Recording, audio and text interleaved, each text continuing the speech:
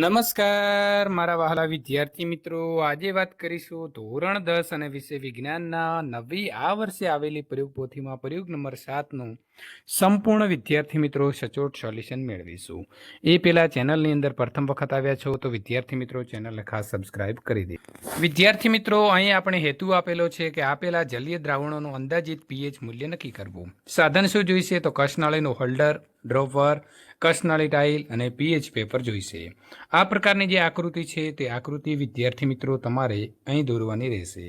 પ્રયોગ પદ્ધતિની વાત કરવામાં આવે તો કસનળીની અંદર લીંબુનો રસ થોડી માત્રામાં લઈ તેમાં થોડું નિશ્ચિત પાણી ઉમેરવું. કસનળીને બરાબર હલાવી તેમાં પીએચ પેપર નાખો અને તેનો રંગ તપાસો. રંગમાં થતા ફેરફારના આધારે દ્રાવણનો અંદાજિત પીએચ મૂલ્ય નોંધો. આ રીતે આપેલ દરેક પદાર્થના દ્રાવણના અંદાજિત પીએચ મૂલ્ય મેળવો. વિદ્યાર્થી મિત્રો, અહીં અવલોકન કોષ્ટકમાં તેની નોંધ આપણે કરીશું. વિદ્યાર્થી મિત્રો, અવલોકન કોષ્ટકની વાત કરીએ તો લીંબુનો રસ આપ્યો છે તો પીએચ પેપર ગુલાબી બનશે અને તેનો પીએચ 2.5 જે છે તે બનશે, એટલે કે એસિડિક છે. ગાજરનો રસ આછો નારંગી છે તો આશરે તેની પીએચ 4 બનશે, એટલે કે એસિડિક છે. ટામેટાનો રસ ઘેરો નારંગી 4.1 એસિડિક બનશે. NaOHનું દ્રાવણ ઘેરો વાદળી એટલે કે 13 થી 14 એટલે કે બેઝિક છે. HClનું દ્રાવણ લાલ બનશે એટલે કે પીએચ એમાં આવશે 1 એટલે કે એસિડિક છે. સોડા વોટરની વાત કરવામાં આવે તો હળદર જેવો 3.5 અને એસિડિક છે.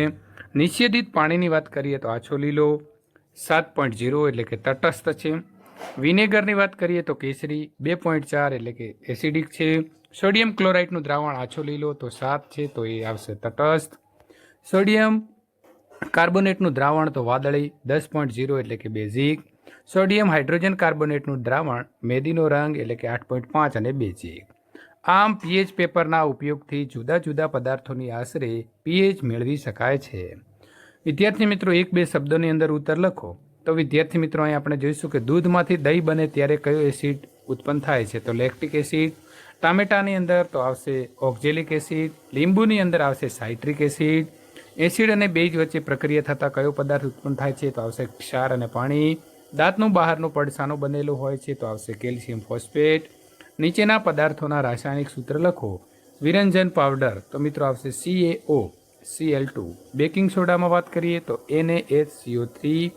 ધોવાના સોડાની વાત કરીએ